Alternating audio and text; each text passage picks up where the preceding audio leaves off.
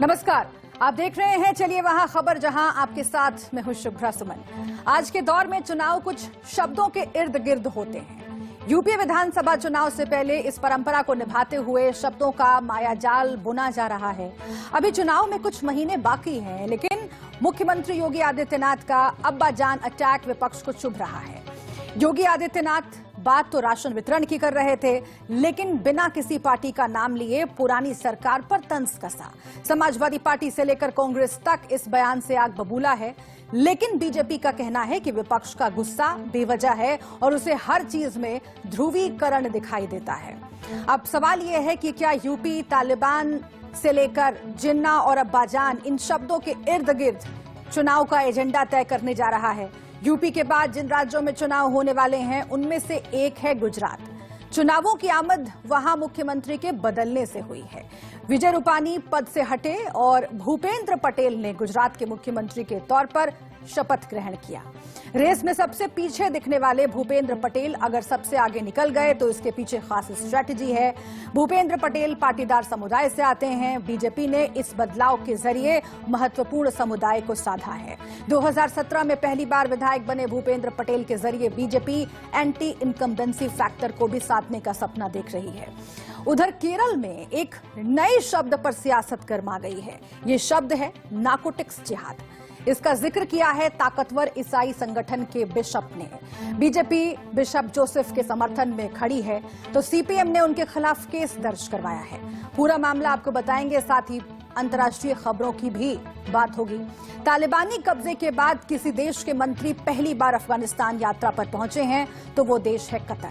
Qatar पहले भी तालिबान और अमेरिका की मध्यस्थता कराता रहा है। क्या कतर के जरिए अमेरिका और दुनिया की बड़ी ताकतें तालिबान पर दबाव बना पाएंगी, इसे भी समझने की कोशिश करेंगे। तो अगले 1 घंटे तक रहिएगा हमारे साथ।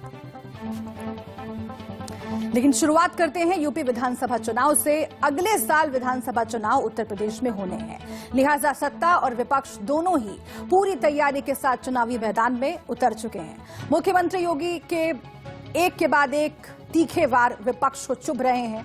मथुरा से लेकर कुशीनगर तक योगी के बयान से विपक्ष के सामने मुसीबत खड़ी हो गई है। विपक्ष ध्रुवीकरण का आरोप लगा रहा है, तो बयान पर जोरदार पलटवार करते हुए मुद्दे को हवा देने में भी पीछे नहीं है। कुल मिलाकर चुनावी आरोपों और प्रत्यारोपों का दौर चल रहा है। सभी दल ध्रुवीकरण का दांव किसी न किसी तौर पर आजमा रहे हैं। मथुरा से योगी ने मंदिर जाने की होड़ का जिक्र करते हुए एसपी और कांग्रेस पर निशाना साधा, तो वहीं विधानसभा में बोलते हुए योगी आदित्यनाथ ने न सिर्फ तालिबान का जिक्र किया, बल्कि समूचे विपक्ष को तालिबान समर्थक बता दिया। कुशीनगर में गरीबों का राशन हजम करने का आरोप लगाते हुए योगी ने अब्बा जान शब्द का जिक्र किया और एसपी को फिर से घेरने की कोशिश की। यानी अभी चुनाव प्रचार ने जोर पकड़ा भी नहीं है और जोरदार प्रहार शुरू हो गए हैं। सबसे पहले आपको मुख्यमंत्री के अहम बयान सुनवाते हैं। लेके आएंगे। आप तो तालिबान का भी समर्थन कर रहे हैं।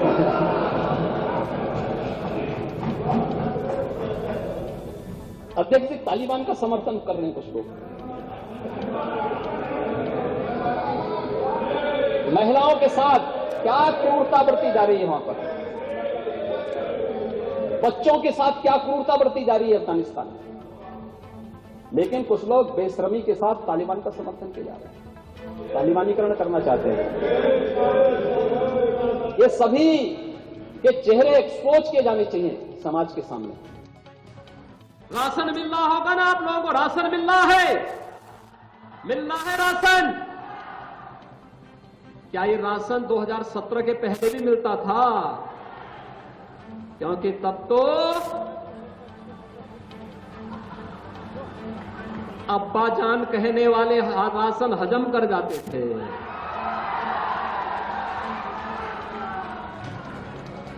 तब कुशीनगर का राशन नेपाल पहुंच जाता था, बांग्लादेश पहुंच जाता था। और आज कोई इन गरीबों का राशन निकलेगा तो राशन तो नहीं निकल पाएगा, लेकिन जेल जरूर चला जाएगा। तो मुख्यमंत्री योगी आदित्यनाथ ने पत्ते खोलने शुरू कर दिए हैं। यूपी चुनाव का एजेंडा तय करना शुरू कर दिया है। विपक्ष की स्थिति यह है कि ना निगलते बन रहा है, न उगलते। विपक्षी नेताओं ने आरोप लगाया है कि बीजेपी हार के डर से ऐसे मुद्दे लेकर आ रही है।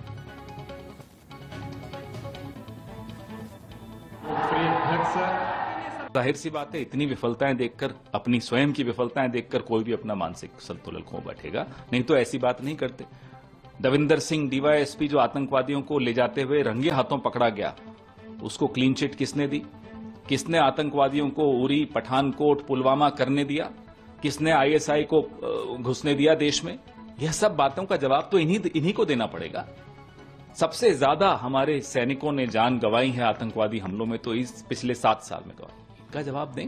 अपना मानसिक संतुलन खोना अच्छी बात नहीं है। चुनाव में हार जीत चलती रहती है। अगर हार उनको सामने दिख रही है तो कम से कम थोड़ा सोच समझ के बोला करें। और देश के लिए भी होती है। एक राज्य का मुख्यमंत्री शपथ ली है संविधान पर, अगर उसकी जुबान से इस प्रकार की चीजें झड़ रही हैं और लगातार झड़ती हैं, तो ये पूरे देश के लिए चिंता का विषय होना चाहिए। लोकतंत्र के स्वास्थ्य का भी सवाल है। बहुत सारी चीजें उन्होंने कही। Terrorism, mother of terrorism. साहब, नाथूराम गोडसे कौन था? उसके बारे में अपने स्वर्णिम विचार से देश को बताइए कि आपके क्या विचार हैं। और वो तो मैं तो कह रहा हूं, भाजपा आलाकमान को भी समझना चाहिए कि उत्तर प्रदेश में लाख चाह करके भी आप बदलाव नहीं कर पाए, नहीं बदल पाए, क्योंकि वो अपने आप को एक वैकल्पिक ऑपरेटिंग सिस्टम के रूप में सीधे दिल्ली की सत्ता को चुनौती दे रहे हैं। दरअसल सीएम योगी आदित्यनाथ ने कांग्रेस पर वार करते हुए यह भी कहा था कि आतंकवाद की जननी इस देश में कांग्रेस है। हमने आपको कांग्रेस नेता का बयान सुनवाया, आरजेडी ने क्या कहा है वो भी सुनवाया। हम सीधा रुख कर लेते हैं। मेरे 2 वरिष्ठ सहयोगी इस वक्त मेरे साथ जुड़ रहे हैं। आलोक मेहता जी हमारे साथ जुड़ रहे हैं और इसके साथ ही लखनऊ से अरविंद चतुर्वेदी भी हमारे साथ जुड़ रहे हैं। सबसे पहले आलोक जी, मैं आपका रुख करती हूं और अक्सर आपसे यूपी इलेक्शंस को लेकर बात होती रहती है, लेकिन जिस तरीके से कुछ खास शब्दों का इस्तेमाल, उसे कंट्रोवर्शियल भी कह सकते हैं, उन शब्दों का इस्तेमाल हुआ है पिछले कुछ घंटों में, क्या ये यूपी चुनाव का टोन सेट कर रहा है? और विपक्ष के सामने चुनौती ये है कि न निगलते बन रहा है न उगलते बन रहा है। क्या विपक्ष जितना पलटवार करेगा उग्र तरीके से, उतना ही फायदा बीजेपी को मिलेगा? शुभ्रा जी, तो कोई शक नहीं है कि पहली बार इस तरह का तीखा तेवर, तीखा कि क्या कहें, आक्रामक, और ऐसा आक्रामक जो खास करके इस मीडिया में, हमारा टेलीविजन और जैसे कहते हैं यूट्यूब के जमाने में, जब एक एक क्षण, एक एक वाक्य को लेकर के हाय तौबा मचती है। ये सही है कि 2014 में इस मीडिया को लेकर के और सोशल मीडिया को लेकर के प्रधानमंत्री नरेंद्र मोदी को भी बहुत लाभ हुआ एक्सपोज करने के लिए दूसरी पार्टियों को जो सत्ता में थी, कांग्रेस पार्टी खास करके। लेकिन इस बार जो सांप्रदायिक ढंग से या राष्ट्रद्रोह, आपने देखा सुप्रीम कोर्ट ने भी कई ऐसे फैसले आए जिसमें चाहे मीडिया के लोगों के लिए हो या किसी के लिए हो, जब आप एकदम सीधे राष्ट्रद्रोह कह देते हैं या जैसे अभी तालिबानी कह दे या कांग्रेस के लोग हिंदू आतंकवाद की बात करने लगे, ये मुझे लगता है कि पराकाष्ठा है। शुभ्रा जी, मैं 1974 में बहोड़ा जब आए थे, वो भी बड़े सेकुलर थे, उनको बड़ा लॉबी मानी गई, कांग्रेस के होते हुए भी बाद में कांग्रेस ही अलग हुई, तब से इलेक्शन यूपी के देख रहा हूँ। सही बात यह है कि नरेंद्र मोदी तो डेवलपमेंट के काम पर गुजरात से लेकर के 2019 तक उन्होंने यही कहा। वैसे योगी आदित्यनाथ ये भी ठीक कह रहे कि राशन लोगों को मिलने लगा, क्या किसानों को कुछ सहायता मिली। एजेंडा वही हो सकता है। एजेंडा केवल यदि ठीक है, कुछ हद तक यदि मंदिर से भावना जुड़ी थी या पहले संघ का महत्व रहा, तो योगी आदित्यनाथ जी को शायद याद है हिंदू महासभा की बिल्कुल कहाँ नाम कोई दिखाई देता है पार्टी कहीं, या कोई भी इस तरह के ओबीसी यदि आए हैं या इसके पहले भी जो ऐसे कई कट्टरपंथी पार्टियां आती ही रही है, इससे उसको उतना लाभ नहीं मिलता। इसलिए लेकिन आप देखिए, आज संजय सिंह और मनीष सिसोदिया कहाँ गए? सीधे राम मंदिर जाना सबका अधिकार है। चुनाव के पहले हनुमान चालीसा पढ़ने लगेंगे, कोई जाकर के ओवैसी या उनके समर्थक कुछ और करने लगेंगे।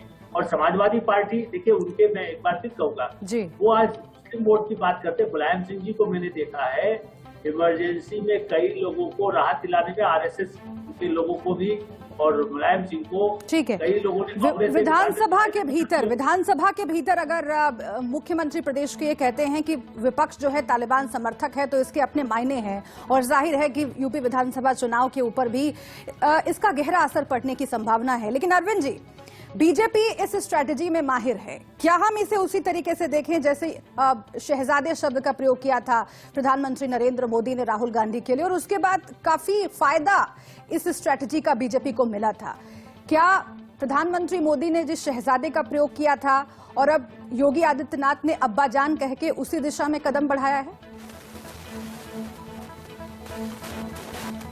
शुभ्रा, देखिए मैं आपको ये बताना चाहता हूं कि 1989 से अगर आप उत्तर प्रदेश को देखें तो उत्तर प्रदेश पूरी तरीके से जाति और धर्म पे यहाँ के चुनाव होते रहे। आप देखिए भारतीय जनता पार्टी राम मंदिर का आंदोलन लेके आगे बढ़ी और एक बड़ी पार्टी के तौर पर उत्तर प्रदेश में स्थापित हुई। मुलायम सिंह यादव को कहा जाता है कि उन्होंने कार सेवकों पे गोलियां चलवाई, उसके बाद वो सत्ता में आने का उनका सपना पूरा हो पाया। आज जो स्थिति है, आप इस बात को हमें समझ लेना होगा कि उत्तर प्रदेश में भारतीय जनता पार्टी के लिए एजेंडा स्पष्ट है, राम मंदिर। और दूसरा आप ये समझ लीजिए कि जिस तरीके से योगी आदित्यनाथ का हमला है, चाहे तालिबान की बात हम करें, चाहे हम अब्बा जान की बात करें, ये बहुत ही जोरदार तरीके से हो रहा है। लेकिन हमें यहाँ पे आपको एक बात और बताना चाहता हूं कि इस बार अखिलेश यादव इस पूरे मामले को लेकर शांत हैं। मैं आपको बता दूं कि डिबेट में समाजवादी पार्टी और कांग्रेस की तरफ से प्रवक्ता नहीं भेजे जाते हैं। यानी जो पिछला जो उनका अनुभव रहा है उससे बचने की कोशिश कर रहे हैं समाजवादी पार्टी और कांग्रेस। ये दोनों लोग जो हार्डकोर मुद्दे हैं उस पे उनके प्रवक्ता समाजवादी पार्टी से लेकर बसपा तक अपनी छवि बदलने की कोशिश कर रहे हैं, लेकिन जनता क्या भूलती है, ये बहुत अहम सवाल है। आप रहिएगा हमारे साथ, अरविंद जी आप भी और आलोक जी आप भी बने रहिए हमारे साथ। बीजेपी की बात हमने कर ली, समाजवादी पार्टी की, लेकिन कांग्रेस की बात करनी भी जरूरी है। बीजेपी चुनावी रंग में है तो यूपी कांग्रेस के सामने एक अदद चेहरे का सवाल है। इसी कड़ी में कांग्रेस के वरिष्ठ नेता और पूर्व केंद्रीय मंत्री सलमान खुर्शीद ने एक बड़ा बयान दिया है। खुर्शीद ने कहा है कि यूपी विधानसभा चुनाव 2022 में प्रियंका गांधी ही कांग्रेस का चेहरा होंगी। उन्होंने कांग्रेस का वही स्टैंड दोहराया है कि कांग्रेस यूपी में अकेले चुनाव लड़ेगी, किसी भी दल से गठबंधन नहीं करेगी। साल 1989 के बाद से यूपी की जनता का कांग्रेस से ऐसा मोह भंग हुआ कि तब से अब तक कांग्रेस यूपी की सत्ता से बाहर है। प्रियंका गांधी वाड्रा पर भी आरोप लगते रहे हैं कि वो चुनाव से चंद महीने पहले ही यूपी में सक्रिय होती हैं। ऐसे में जमीनी स्तर पर प्रियंका की सक्रियता का क्या फायदा होगा? क्या प्रियंका की अगुवाई में कांग्रेस बीजेपी के सामने चुनौती पेश कर पाएगी? कांग्रेस के सामने चुनौती के तौर पर सिर्फ बीजेपी ही नहीं है, बल्कि लंबे वक्त से यूपी की सत्ता से दूर कांग्रेस पार्टी को एसपी और बीएसपी से भी टक्कर लेनी होगी। 2017 में कांग्रेस को महज 7 सीटें मिली थी। कांग्रेस को सबसे बड़ा झटका रायबरेली में लगा। रायबरेली में विधानसभा की 5 सीटें हैं, जिनमें से 2 सीटों पर ही कांग्रेस जीत पाई। लिहाजा प्रियंका को कांग्रेस की खोई हुई साख वापस लौटाने के लिए कड़ी मेहनत करनी पड़ेगी। बूथ स्तर तक पार्टी के कार्यकर्ताओं को मजबूत करना और रूठों को मनाना, ये उनके लिए चुनौती होगी। सलमान खुर्शीद ने प्रियंका गांधी पर जो बयान दिया है वो आप सुन लीजिए। आप देते हैं, हमारा एक चेहरा है, हमारा चेहरा प्रियंका जी का चेहरा है, लेकिन ना प्रियंका जी ने स्वयं अधिकृत रूप से कोई घोषणा की है, ना ही हमको अधिकार है कि हम कोई घोषणा करें कि मुख्यमंत्री का चेहरा कौन होगा।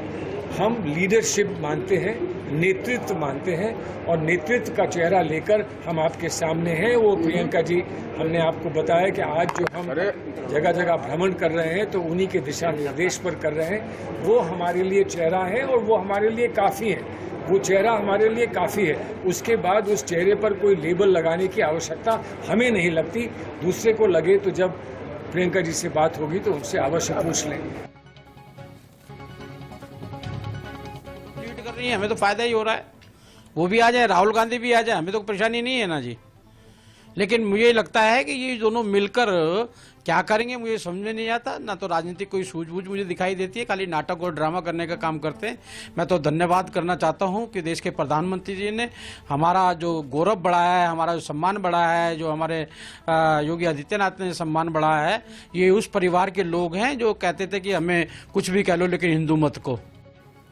आलोक जी, इससे जुड़ा हुआ सवाल मैं आपसे पूछना चाहती हूं, क्योंकि एक लंबा अरसा हो गया है जब उत्तर प्रदेश में खासतौर से कांग्रेस हवाई सपने देख रही है।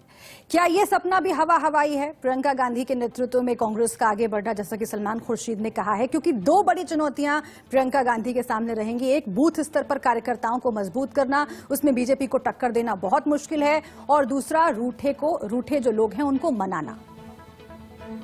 शुभ्रा जी, एक समय था जब प्रियंका गांधी जाती थी तो लोग उसमें इंदिरा गांधी की छवि देखते थे। मैं 10-15 साल पुरानी बातें बता, 2011 में बड़ी तेजी से चला था कि प्रियंका जी आ जाए। लेकिन आप देखिए, चुनाव से 6 महीने पहले उनके जाने से विदाल रिगार्ड्स तो थी कि उनके प्रति बहुत ही लोग देखेंगे इंदिरा जी जैसे छवि, या वो कोशिश कर रही है पार्टी में जो पुराने लोग हैं वो साथ देंगे। सलमान खुर्शीद की बात अभी आप सुना रही थी, मैं खाली ध्यान दिलाऊंगा, जब वो सरकार में अल्पसंख्यक मंत्रालय के भी मंत्री थे, 650 करोड़ रुपया खर्च ही नहीं किया। ये क्या अल्पसंख्यक, मैं इसलिए कह रहा हूँ, इससे पहले हम अल्पसंख्यकों की बात भी कर रहे थे। वो विश्वास जो टूटा है वो इन महीनों में संगठन यदि नहीं होगा। सोनिया गांधी के भाषण उठा लीजिए, बराबर पिछले कुछ वर्षों से जब वो सत्ता में थी तब भी कहती थी संगठन मजबूत, लेकिन आप बताइए बाहर सर्वे करिएगा तो कौन अध्यक्ष है वहां पर यूपी पे, वो भी बड़ी मुश्किल से लोग बता पाते हैं। इसलिए पार्टी को इस तरह के से, हाँ क्योंकि लोग निगेटिव वोट, लेकिन आप देखिए बीएसपी भी अपनी जगह है, अखिलेश यादव भी है, और आम आदमी पार्टी ने घोषणा कर दी हम तो सब चीजों पर लड़ेंगे। ऐसी स्थिति में कांग्रेस के लिए उतना ये ठीक है रायबरेली की सीट को निकाल सके, जो फिरोज गांधी के समय से रायबरेली में थी, बाद में सोनिया जी भी रही है, इसकी प्रतिष्ठा बचाए या कुछ सीटों पर करे। लेकिन आज की तारीख में मुझे दिखता है कि, और अभी फिर मैं दोबारा दोहराऊंगा कि बीजेपी, प्रधानमंत्री नरेंद्र मोदी और उनके कार्यक्रमों के बल पर, ठीक है थोड़ा थोड़ा कहीं कहीं लोग भावुक होते हैं, मंदिर तो बन ही रहा है, तो इसलिए खाली वही मुद्दा नहीं होगा।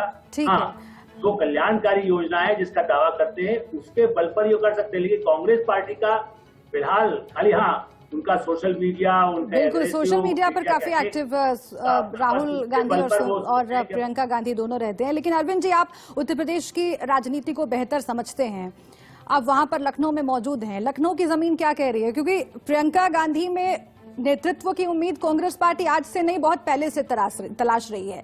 ये क्या सही वक्त है इस उम्मीद को आगे बढ़ाने का? क्योंकि इस बार अभी तक कांग्रेस पार्टी का जो कहना है वो अकेले चुनाव लड़ रही है, समाजवादी पार्टी और बसपा से भी उसे उतनी ही चुनौती मिलेगी जितनी बीजेपी को। और क्या प्रियंका गांधी के नेतृत्व में आगे गठबंधन की उम्मीद भी तलाशी जा सकती है? शुभ्रा, देखिए प्रियंका गांधी इसके पहले भी जब आती थी ना, तो हम लोग सिर्फ यही सवाल और यही जवाब मांगते थे कि क्या प्रियंका गांधी चुनाव लड़ेंगी, क्या प्रियंका गांधी नेतृत्व करेंगी। इस बार उनको नेतृत्व का मौका दिया गया है, लेकिन जिस तरीके से आलोक जी कह रहे हैं कि संगठन में अध्यक्ष का नाम नहीं पता होता है। प्रियंका गांधी अभी रायबरेली गई थी और वहां पे एकाएक फिर वापस आ गई मंदिर से, उन्होंने अपने लोगों से मिलने जुलने के कार्यक्रम की शुरुआत की। सवाल यहाँ पे ये नहीं है, सवाल यहाँ पे ये है कि कांग्रेस पूरी तरीके से बिखरी हुई है, कांग्रेस का पता नहीं कि उसको क्या करना है। कांग्रेस ने कहा कि भाई हमारे पास 20 सप्ताह हैं और 24 घंटे अगर हम मेहनत करेंगे तो नहीं हम लोग कुछ बड़ा बदलाव कर सकते हैं। प्रियंका ने एक नारा दिया, उन्होंने कहा कि 26 तारीख तक जो है लोग टिकट के लिए आवेदन करें। कांग्रेस के पास टिकटार्थी तक नहीं है, जो हालात है कि वो किनको लड़ाएंगे, किसको ज्वाइन कराएंगे, क्या करेंगे। प्रियंका गांधी के चेहरे से चुनाव बहुत नहीं होगा। मुश्किल है डगर पनगढ़ की कांग्रेस के लिए, बहुत मुश्किल है। शुक्रिया आप दोनों का हमसे बातचीत करने के लिए। आगे बढ़ेंगे और दर्शकों को बताते हैं कि उत्तर प्रदेश समेत 5 राज्यों में चुनाव के ठीक बाद कुछ और राज्यों में चुनावी मौसम आने वाला है और उनमें से एक है गुजरात। चुनाव से ठीक पहले गुजरात में बड़ी हलचल हुई। इस बड़ी हलचल में सीएम विजय रूपाणी की कुर्सी चली गई और भूपेंद्र पटेल गुजरात के नए सीएम बने। आज दोपहर भूपेंद्र पटेल ने मुख्यमंत्री पद की शपथ ली। भूपेंद्र को गद्दी पर बिठाकर बीजेपी ने पाटीदार समाज की नाराजगी दूर करने की कोशिश की है। सादे समारोह में भूपेंद्र पटेल की ताजपोशी हुई, लेकिन शपथ ग्रहण समारोह में बीजेपी के दिग्गजों की मौजूदगी ने यह संदेश दिया कि बीजेपी पाटीदार समाज की हितैषी है। भूपेंद्र पटेल गुजरात में पाटीदार समुदाय में एक मजबूत प्रभाव रखते हैं। 2017 में वो पहली बार विधायक बने, रिकॉर्ड 1,17,000 वोटों से चुनाव जीता था। इससे पहले भूपेंद्र पटेल नगर निकाय स्तर के नेता थे। अपनी मृदुभाषी छवि के लिए वो जाने जाते हैं। ऐसा माना जा रहा है कि उनकी इस छवि के जरिए बीजेपी एंटी इनकम्बेंसी का असर कम करने की भी कोशिश करेगी। कुल मिलाकर भूपेंद्र पटेल को सीएम बनाकर बीजेपी ने आगामी चुनाव जीतने के लिए कमर कस ली है। पीएम मोदी ने अपने गृह प्रदेश गुजरात की कमान भूपेंद्र पटेल को सौंपी है। आखिर भूपेंद्र पटेल में पीएम मोदी ने क्या देखा कि उन्हें अचानक गुजरात का नया सीएम बना दिया गया? वास्तव में भूपेंद्र पटेल के 7 साल के कामकाज ने पीएम मोदी का मन मोह लिया। इस बात की पुष्टि खुद पीएम मोदी ने अपने बधाई ट्वीट में की है। पीएम ने भूपेंद्र पटेल को बधाई देने के लिए एक ट्वीट किया जिसमें उन्होंने काफी कुछ लिखा। उन्होंने लिखा, मैं उन्हें वर्षों से जानता हूं और उनके शानदार कार्यों को देखा है। वो चाहे बीजेपी संगठन में हो या फिर नगर निगम और सामुदायिक सेवा में, वो निश्चित तौर पर गुजरात के विकास का पथ और प्रशस्त करेंगे। भूपेंद्र पटेल ने साल 2010 से 2017 तक के पहले 5 वर्षों में अहमदाबाद नगर निगम की स्थायी समिति और फिर बाद के 2 वर्षों तक अहमदाबाद अर्बन डेवलपमेंट अथॉरिटी के अध्यक्ष के तौर पर अच्छा काम किया। भूपेंद्र पटेल ने नौकरशाहों और नेताओं के बीच की खींचतान खत्म करने में बड़ी भूमिका निभाई, जिसकी वजह से अहमदाबाद में निगम ने कई विकास परियोजनाओं को पूरा किया। ये तमाम बातें प्रधानमंत्री मोदी ने कही है। साल 2010 में थलतेज से पार्षद चुने जाने के बाद भूपेंद्र पटेल को अहमदाबाद नगर निगम की स्टैंडिंग कमेटी का चेयरमैन बना दिया गया था। तब गुजरात के मुख्यमंत्री रहे नरेंद्र मोदी ने विकास के गुजरात मॉडल का चेहरा अहमदाबाद को ही बनाया था।